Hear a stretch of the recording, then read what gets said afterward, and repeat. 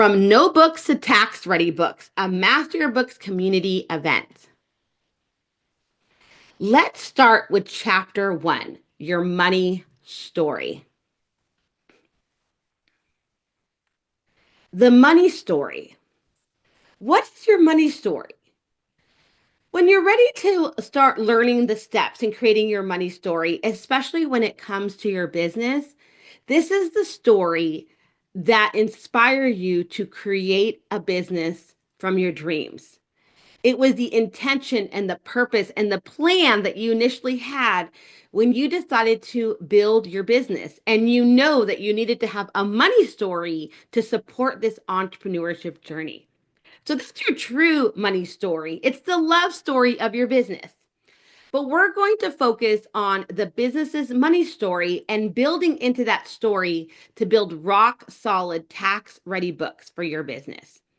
And that exploration starts with 3Ws. I call this the 3Ws journey to your business money story. We need to start with the who first. Then we need to take a moment to understand why we need to build a money story. And then the rest of the tax ready books journey focuses on what you need to do to build your money story. So let's start with the who. And guess what? The who is you, my favorite person in the story, the one that loves on the business, that one that shows up for the business, that one that showed up today for the business. You are part of your story every single day. But here's the lesson. Even though you absolutely love your business, you need to be separate from the business. This is essential learning number 1. You are separate from the business. You can be an owner, a partner, a member, a shareholder, or even a stakeholder of the business, but you are always separate from the business. So you must identify that you and the business are not the same, but you have a role in the business. Once you figure that out, then you can start building out the other roles in your business. Well, our second role, the second who, is almost as important as you, and that's the customer, right? That's the customer that believes in you, that's investing in you, that's willing to pay you for your services. The next who is the vendor. So this is the individual or organization that you're willing to invest in and pay in as you're building your business. And then lastly is the team. So we may have a growing team of humans and organizations that are supporting us as we're building our dream business. And that's the business team. And we'll share some more examples of these who's in just a moment. Once we understand that there's multiple who's in our money story, guess what, my friends? Now we have to figure out, well, how am I going to track all of these transactions in my beautifully balanced bookkeeping system that I want to build if I know that there are multiple who's in my business? Well, that is when you learn that a business does have several transactions related to different who's, right? The money may be coming from or going to different organizations, different people. And yes, you need to understand how that money movement relates to your bookkeeping and to your financial reporting year round. So that's when you realize, okay, let me take a step back because I have these different people, these different organizations, these different types of transactions. And how am I supposed to relate that to my bookkeeping system, to my tracking system? So let's see those who's again, but let's give ourselves some examples. So for example, you can be an owner of the business, which means you may have contributed to the business. You may withdraw from the business. You may have reimbursement or reimbursed expenses that you need to receive from the business. You may have needed to do some transactions where you have to split the money transactions between personal and business. Of course, we do not encourage commingling, but we do know that that is a very common thing that happens, especially when you're new to business. So we want to make sure those transactions are split between personal and business. And if you are a shareholder, if you're an S corp or a C corp and you have a corporation, you may have loans to or from the shareholder. Those are all transactions, money transactions related to you. And we now know that you are separate from the business. What about a customer? Well, customers are a little bit simpler, right? Customers have sales with you, so they pay you. So we may have accounts receivable, we may have invoicing, we may have sales receipts, we may have other types of transactions that go through our systems, and we need to be aware of them.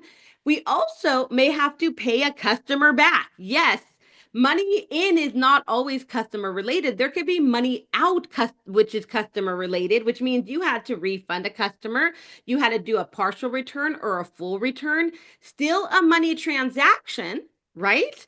And still related to customers. So we need to understand how that money movement works. When it comes to vendors, now this is usually a money out transaction. Money is going out when you're purchasing. But again, you may go ahead and make a purchase and then you don't want it anymore. And so now the vendor has to return that or refund that. So now that money comes back into your business, we know that's not income, right? Those are not sales. That's just a return of something you purchased. So you're going to go ahead and just post that back to that expense account. So yes, there could be transactions that come in from a vendor versus going out to a vendor. And again, you may have some split transactions for loans or liability accounts. And lastly, the business team. So usually when people think about business teams, that's usually when they're thinking about, okay, I'm growing, I brought in my first employee, I have payroll, I have expenses going out. It also could mean that you have contractors. And so you're paying out transactions that may need to be reported on a 1099 or other outside services. So all of this could be money transactions that are happening in your business. And you need to identify, my friend, how they relate to your tracking system. So here is your first opportunity of engagement, and we're going to have several of these, my friends. So just take a moment. You could either write this down or put it in the chat, because that's awesome when you can put it in the chat. What other who's come up for you? What other who's come up for you where possibly when you were transacting with that human, with that organization, you're like, oh, you know what? That's true. When I received that money, or when I had to pay out that money, I wasn't really sure how I was going to be able to relate that to my tracking system. I wasn't really sure how I was going to categorize that, right? That's usually what comes up. How am I going to categorize that? How am I going to track and categorize that correctly? Because that's the goal. We need accurate categorization. So if anyone wants to put in the chat any who's or even any transactions that have been a little tricky for you, feel free to put that in the chat. Okay, my friends. So now that we continue on and understand the who, or better understand the who, because this is just about better understanding these concepts, then we start transitioning to, okay, so there is a who. I have to figure out the how. And where is this all going to be? Well, this is all going to be in a bookkeeping system. So, my friends, that's why we need a bookkeeping system. But let's go even deeper in regards to the why. Why do we need a bookkeeping system?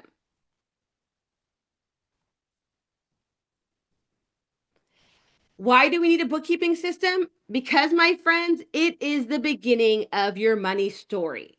A bookkeeping system is going to provide you the opportunity to now incorporate better banking, better document management, and year-round money transactions. You can only do that with a bookkeeping system. That's why it's the first key to building the path to rock solid books. That's bookkeeping. Again, the first key to opening the doors to your rock solid tax ready books is implementing a tracking system that identifies the year round money in and money out transactions. And we'll cover a few more examples of that in a moment. And more importantly, my friends, build this system to categorize accurately, right? We want to know that when it's being categorized, it's done accurately. It's done in real time, meaning all day long, every day in an automated system. And the most important aspect of why we want to have a bookkeeping system is because that bookkeeping system is going to keep the business's financial goals, growth plans, and tax strategies in mind. Those should be the goals to building a rock solid bookkeeping system. And what's so cool about this concept is that you may have already been doing this already. You may have already been tracking already. So, yes, you are already learning and implementing a bookkeeping system, but we want to make sure that you're building a rock solid one. What else does bookkeeping provide you? It provides you, again, the tracking in one central place. It provides you the peace of mind to be audit proof. It allows you to have smarter decisions year round based on real numbers and real time. And again, it aligns with your goals and your plans. And the one that everybody loves is it allows you and provides you the opportunity to track qualified expenses for higher tax savings. Yes, of course, a bookkeeping is related to higher tax savings. So how? How does tracking expenses through a better bookkeeping system translate to higher tax savings? Well, we need to pull in a quick tax code here to be deductible under IRS code 162. The Internal Revenue Service requires that your business expenses are related to carrying on a trade or business, and they need to be ordinary and necessary. That's what the tax code says. Section 162. Ordinary being one that is common and accepted in your trade of business, necessary being helpful and appropriate. Look at those definitions, my friends. Those are pretty standard and simple definitions. So if you can state that your expense was qualified because it was ordinary and necessary for your business, then yes, it becomes a qualified deductible business expense. And that is a win. That is such a huge win for business owners. And I get very excited there. And that's why I did taxes for over 20 years, because I wanted business owners to say, hey, if you truly believe and if you can argue in front of an IRS agent or for an audit that this was truly ordinary and necessary, and you've been doing complete bookkeeping year round and you've documented and substantiated that expense, then yes, it's qualified. And yes, let's go ahead and take the highest tax savings possible. That's a win for the business owner and a win for the bookkeeping and accounting and tax professional that's willing to have these conversations with their clients. So now that we better understand the who and the why we do bookkeeping, let's start building our better bookkeeping habits. Better bookkeeping with better banking habits. You only have to do a very few things right in your life, so long as you don't do too many things wrong. I always giggle with this quote by Warren Buffett. And of course, if I'm going to think about money and learn about money, yes, I'm going to take Warren Buffett's advice. But what I want to understand here is, what are those things then that I need to make sure that I'm doing right? Right? So here is the number one concept we need to bring back again. You are separate from the business. Yes, you play a role, maybe owner, partner, member, shareholder, or stakeholder, but you are separate from the business. So the number one better banking habit is always going to be to keep your business and your personal money transactions separate. Yes, does it happen sometimes? Yes. Is there a way for you to split those transactions in a legitimate bookkeeping system? Yes, absolutely. And are there times when you need to do some personal money in and out? Absolutely. For example, if you're a sole proprietorship and you're going to pay yourself, you're ultimately doing a transfer from your business account to your personal account. But that's a legitimate transaction in a complete bookkeeping system where you can explain that. And that is how you build your new, better business habits. And all of this should be done in a separate business account. And again, I know it feels basic and I know it feels fundamental, but my friends, that's where you start. You always start with a separate business bank account. And that's where you also start to build these fundamentals. This is where you start to build this financial literacy and money story is right from your business bank account. And of course, we can now use online banking and online credit cards and online institutions to do this. We don't need to do this manually, but many times if I'm doing this exercise with my cohort, with my bootcamp members, I tell them, pull out your physical statement and let's start having some fun. Let's start using those highlighters and truly see what's coming in and out of your business. Because knowing the who, okay, then who you're having transactions with, knowing how the money moves, which is really important. What we need to figure out now is what are all these transactions? Because if you pull up your bank account right now, if you pull up your credit card statement, you're going to have a whole lot of line items. What are all these transactions? So the next thing we need to focus on is the what. What transactions are we tracking? And the what is not only learning the transactions you're tracking, but also learning that there's a big difference between money in and money out. And that understanding this difference will teach you that not all money in and not all money out are treated the same. So let's go ahead and see some examples of this real money tracking story. What is bookkeeping tracking? So we're focusing on the what now. And let's focus on tracking money in and out and providing some examples. Let's explore money in first. The lowdown on income, which is usually the first money in item we think about, is gross income, which is non-employee compensation received for services rendered or products sold. And we know that these monies can come in different ways: cash, check, credit card, and now, of course, peer-to-peer platforms and third-party payment apps. These are all the ways money can come in. We also need to be aware that there are going to be forms related to these monies coming in. For cash and check, you may have received the money coming in as a 1099 NEC or MISC, and you may have received monies coming in from a credit card or a third-party payment provider on a 1099K. And so I'm just going to take a moment to let you know when you may have received these documents. But even if you haven't received these documents, my friend, and I get this question during tax time every year, so many times, do I wait for my 1099s? The answer is no.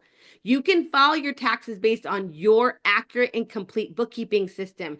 This is just a verification of this information.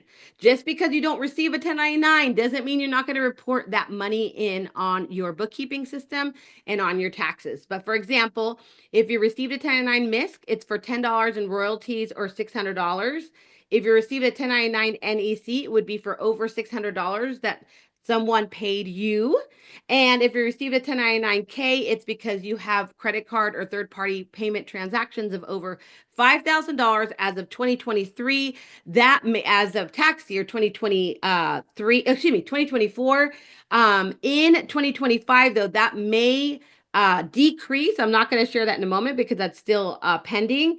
But if you have transactions of $5,000 in 2024, so that's the tax year we just finished, then you may have received a 1099K from those payment providers. Okay, but here's the truth. This is so important, my friends. Where is all this money reported? Well, we know that on the bank statement. But more importantly, not all the deposits on your bank statement are income. And I share that because as an accountant of over 2 decades, there have been so many times that I sit in front of a business owner and they say, well, Mariette, this is going to be easy. Just put all my deposits in income and all my expenses, all my withdrawals and expenses. And I'm like, I will not do that, because not all your deposits are always income. And here are some examples: capital contributions, loan proceeds, getting a capital infusion, outside funding, investments, lines of credits, grants, refunds from a vendor, right? Owners and investor transactions and other petty cash transactions. Those could all be deposits which are not necessarily gross income. Okay, my friends, another opportunity for you to engage What are deposits that may have come into your business that you thought, oh, yeah, this is income? And then you realize, oops, nope, this is not income at all. Maybe an SBA loan, maybe another transaction that came in that you wanted to quickly go ahead and post to income and realize this is definitely not income. And for my bookkeepers out there, I'm sure you have a lot of examples for this. But let's continue to explore money out while you're sharing those insights. Money out. So the same concept, we need to figure out the common way that people refer to money out, and that's business expenses. People commonly refer to their money out as business expenses. And a quick way for you to find out what common business expenses are is to just pull them right off of the tax return. But not all withdrawals are business expenses. So the same concept here, right? Not all withdrawals are business expenses. So we're not going to take everything off of that withdrawal subtraction column and just call them business expenses. Why? Because there are examples of withdrawals that are not expenses. For example, your capital withdrawal, right? As an owner, as a sole proprietorship, when you go ahead and withdraw and transfer that money from your business to your personal account, that's not an expense. Tax payments, bone and loan principal payments, lines of credit principal payments. So usually liability payments are not going to be expenses. Transfers, that's the big one. It's the one that gives people the biggest headaches. Transfers back and forth are never going to be expenses. And here are a few other examples.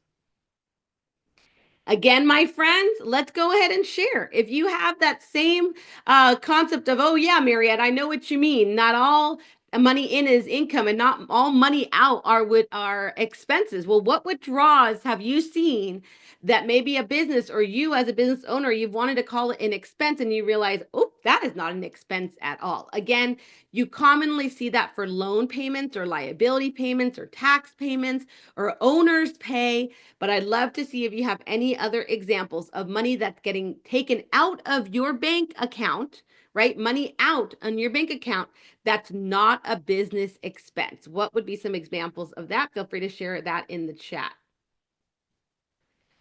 And here's the last truth that I need to share about money out. Super important. Okay. Going back to why people do bookkeeping, because this is usually when people think tax ready books, they think, oh, I want to do it to save on my taxes. But not all expenses are deductible. Not all expenses qualify. Yes, my friends, not trying to be a downer here, but that's the truth. You need to remember that IRS code 162 and make sure that they're ordinary and necessary. And if they are, then absolutely they can be deductible. And the last thing I always like to share is remember, when you start doing this, when you truly start building this better money tracking and better banking habit, have some fun. And I truly mean that. This is a great exercise I like to do in my tax ready books learning experiences. I tell them to bring their highlighters and I go, let's go ahead and highlight those money in that you're not sure what it is, or highlight the money out and you're not sure what it is. And let's focus on those, because guess what, my friends, when we focus on the transactions that you're not sure about, it's a great learning experience. And so you can have some fun with this too. And to continue your explorations, as I shared, I'm going to be giving you tons of bonuses. I have a full video that goes much deeper on money in and money out examples on YouTube. And with that actual resource, you will get a free checklist called the 8 Startup Questions to Begin Your Tax Savings Journey. So you can find that already on YouTube at Master Your Books, or you will get that in your resources. Okay, so the next thing we want to cover is building a better bookkeeping system. So we now understand the importance of who, what, how, and why. So let's go ahead and talk about building a better bookkeeping system, because now that we're on the same place, we're all on the same page that we want to build better banking habits and better bookkeeping habits. We should want to also build a better bookkeeping system. Yes, why not? Why not build a better bookkeeping system? So the path to rock solid book starts with building your money story through better banking, stronger document management, and year-round bookkeeping. But we want to know how we can build a stronger bookkeeping system to document how these dollars, how these monies move in our business. So now we want to move and transition from the who and what to the how. How are these dollars going to be documented? So I like to refer to this as your journey on how to transform your data and your documents into dollars. Now, there are two simple options for this. Option number one is the spreadsheet method. Yes, there is an opportunity to build your very super simple bookkeeping using a spreadsheet method. Your steps are going to be to access the credit card or bank account activity online, export the transactions from an online account, from that online account into a spreadsheet file format like a CSV or an Excel. You're going to want to separate that money in and money out transactions based on the statement information. So this is now doing it manually. In addition to categorizing the transactions that come in based on the 5 main general ledger account types. So you need to separate these transactions and categorize them based on the 5 main account types. And then lastly, you're going to create a manual profit and loss statement.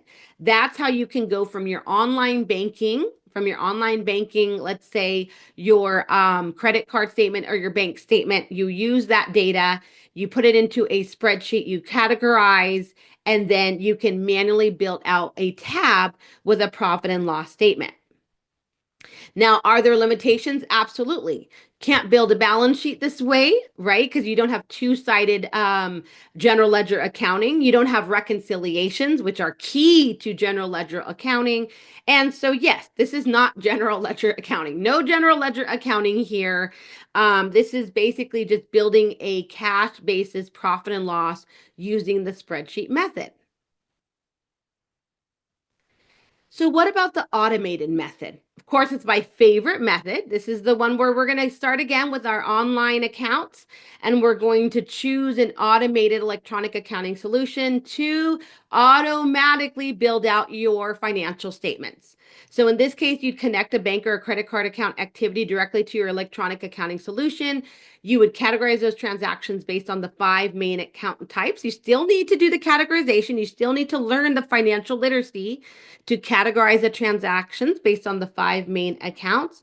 You want to utilize the reports feature. So if it's an accounting software, if it's a legitimate general ledger accounting software, you should be able to utilize the reports feature in that solution to automatically populate your financial statements and additional customized reports. And if applicable, you can utilize more apps if that solution provides the opportunity to add apps to go ahead and enhance productivity, like including receipt capture, mobile device capabilities, and other collaborative efforts. Or you may not even need to add apps. Maybe it's an all-in-one general ledger accounting solution that grows with you. Now, I love this quote by Bill Gates when he says, I love this quote by Bill Gates when he says, the advance of technology is based on making it fit in so that you don't really even notice it. So it's part of everyday life. And I love this because I truly believe that technology should work with you, alongside you. It shouldn't feel harder. It should feel smarter, right? You should feel smarter and less stressed when you're using technology. And so let's think beyond bookkeeping when we're talking about leveraging technology.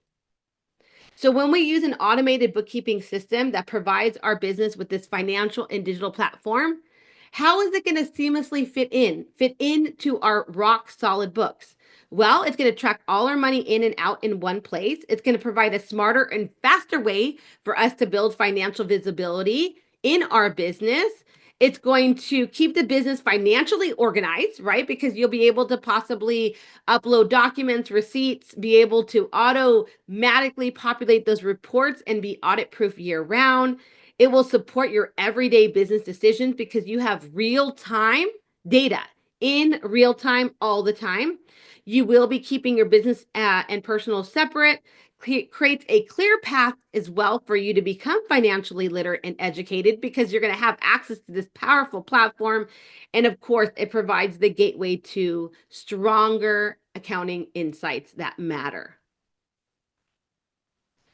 So now we're building those better banking habits. And yes, my friends, as we build the better banking habits, as we build the better bookkeeping and tracking habits, we do get to make the choice to build a better bookkeeping system that fits our needs. This is your opportunity, again, to think about what is it going to look like to build a better bookkeeping system that fits your needs. Another bonus for you, if you want to compare the spreadsheet method versus an automated method, I have another video for you on YouTube. Again, you can find it here. It'll be in your resources. And I have another bonus for you with that resource, which is basically comparing what it would be like to use a spreadsheet method versus a QuickBooks online method. So now let's move.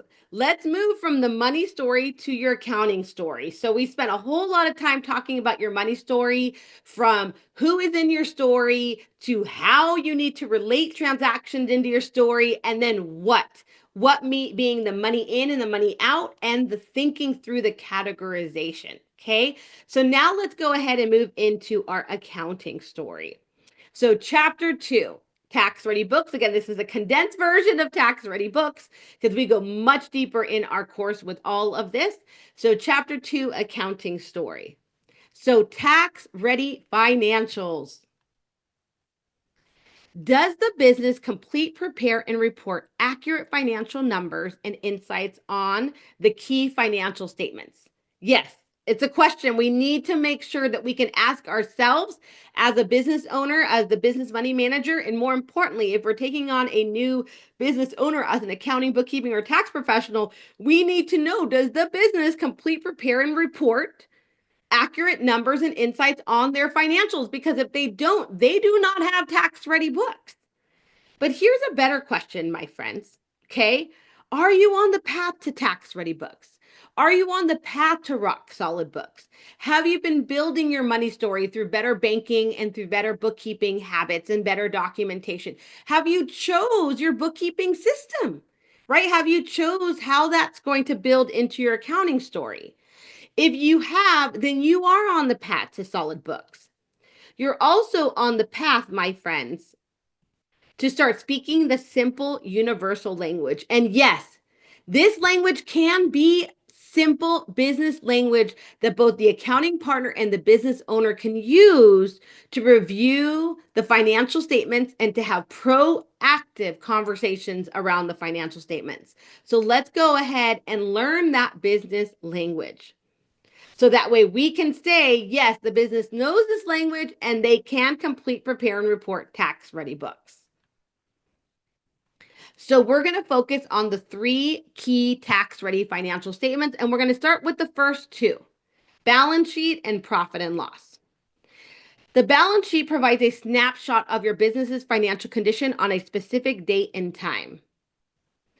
There are 3 main account categories. So remember, throughout this session, I kept on saying that you need to categorize based on 5 main account categories. The first 3 are on the balance sheet: your assets, your liabilities, and your equity. Assets are what a business owns of value. Liabilities, what a business owes to their creditors and lenders. And equity are the business obligations to its owners, including earnings and owner transactions. And when you're looking at that balance sheet, when you're ready to have those financial conversations, you're going to review it one section at a time. And the balance sheet actually has 3 key sections. It's got the asset sections that are split into many subsections: current assets, long-term assets, and other assets. The liabilities section, that's also split into current liabilities and total current liabilities and long-term liabilities. And you also have the equity section. One other area that you should be aware of when you're thinking about having those conversations, if you're completing, preparing, and reporting the data, is that on a balance sheet, they have something called groupings, where you can look at a balance sheet based on liquidity, which means how quick does an item convert to cash. And also you can look at items on a balance sheet based on longevity, which means, is it a short-term transaction or item, or is it a long-term? And of course, your balance sheet always needs to balance, my friends. This is the accounting equation: assets equals liabilities plus equity. So another opportunity for those, especially my bookkeeping community, my accounting tax community, what are other areas that you want to make sure that your business owners are focusing on when it comes to their balance sheet? What sections, what line items, what ways do you have to have them truly focus and make sure that they're completing and reporting properly on their balance sheet? Feel free to add that in the chat as I continue on. The income statement is the report, which I like to call it the movie or the motion picture that reports profitability over a specific time. Here are your other two categories, right? Your two main categories, income and expenses. Income being revenue from products and services, expenses being cost to sell and operate the business. And you review one section at a time as well. You have a top line on an income statement, and you'll start learning this lingo as you become more financially literate. These are your above the line items that get you to gross profit. Then you have your below the line, which are your general and administrative and selling expenses, which gets you to your next big line that bankers love, which is called EBITDA, earnings before interest, taxes, depreciation, amortization. That's what EBITDA stands for. And then ultimately, you want to get to your bottom line to figure out how your business did. And that's when you see your net profit or loss after taxes. And in regards to groupings, once you're having those proactive decisions and conversations with your clients, and business owners are having those conversations with their accounting partners, when it comes to income, you can go ahead and start talking about how to segment different transactions on your income area of your business. If you have different products or services or departments or revenue streams, that's when you can get really proactive in regards to those financial insights. When it comes to expenses, you need to understand that there's different types of expenses. There's cost of sales or cost of goods versus indirect expenses. And that, my friends, is how you build out the two-part financial statement journey, which is the balance sheet, your assets, liabilities, and equity, and your income statement, which is your income and expenses. If you are building these out, guess what? You have reached financial and tax readiness, and you're able to start having those conversations that count. One last thing I want to share is the cash flow statement. If you are preparing the balance sheet and the profit and loss, my friends, then yes, you can eventually start preparing a cash flow statement, which is where a business can see and analyze their cash flow in and their cash flow out in one place. It's a beautiful statement, but that can only be done if a business has reached tax and financial readiness by building out the balance sheet and the income statement. So what we're going to do is we're going to complete the accounting, prepare your financial statements, and report on your taxes. Report this data on your taxes using QuickBooks Online. Remember that question when we were talking about the accounting story? Has the business completed, prepared, and reported all correct data? Have they built tax-ready books? If the answer is yes, then absolutely they're ready to use a software like QuickBooks Online or another software to do it. Even if they're just in the process of building out their bookkeeping system, they still can use a software like QuickBooks Online or another accounting software. So that's why I want to teach you the process. So we're going to keep with the same concept of complete, prepare, report. So I love to use methodologies and I love to use the same ones over and over again. So we're going to keep the same 3 steps. Complete the books, complete accounting, prepare the reports, prepare the financials, and report on your taxes.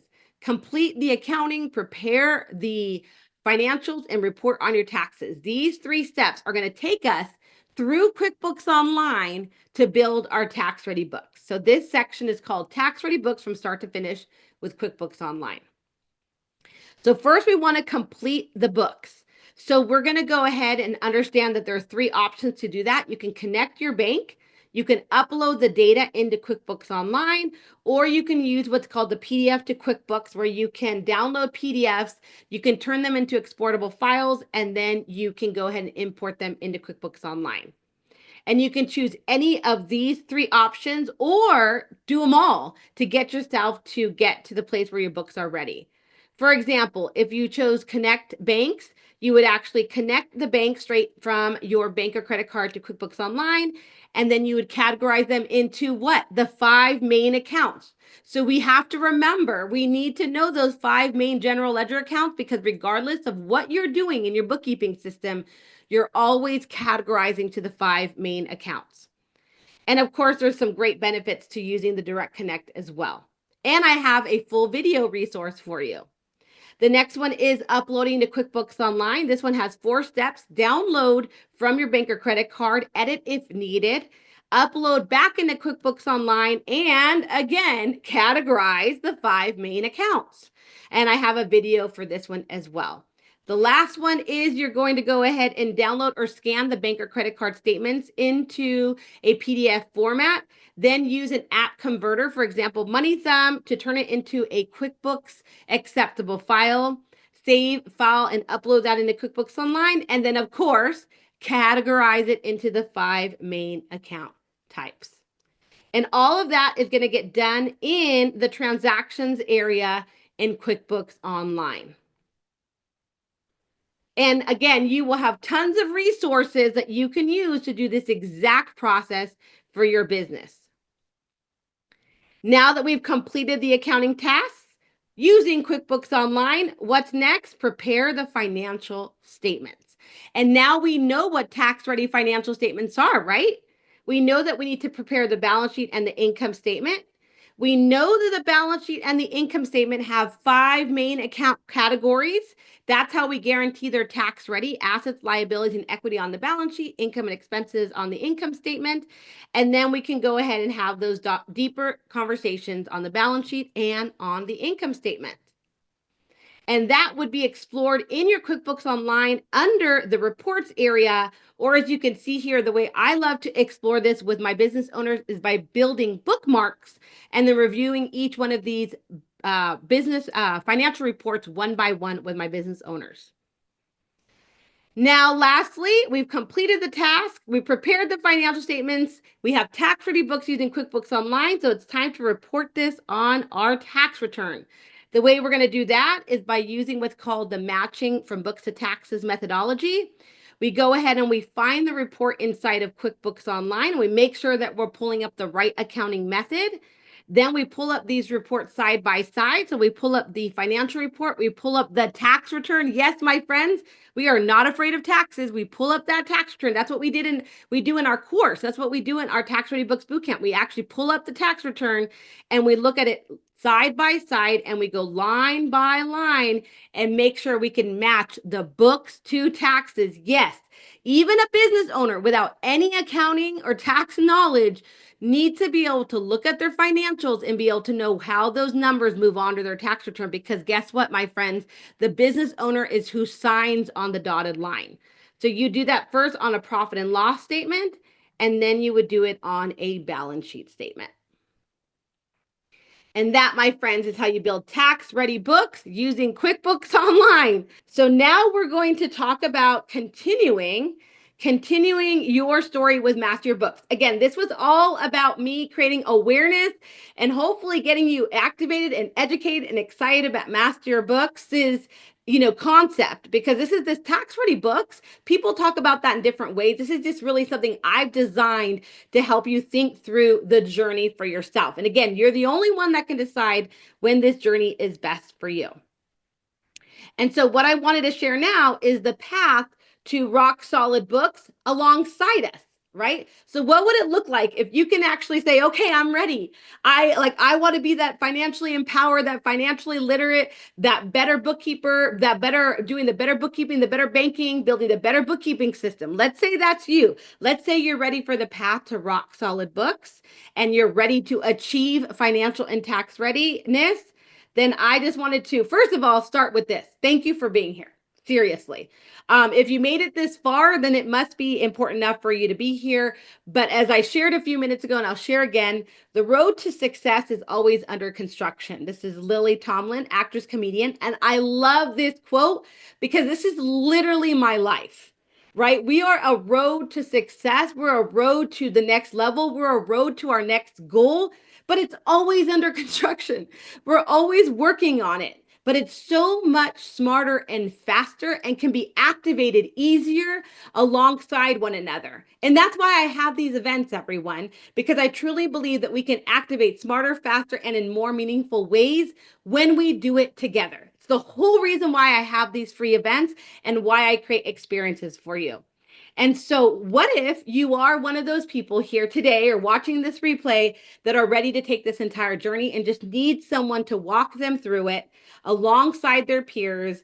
And all you have to be doing, all you have to be willing to do, okay, because this is really important, everyone, willing to learn, willing to have this open mindset to take this all in, and willing to take imperfect action. That's all I ask from anyone that wants to join the learning experience.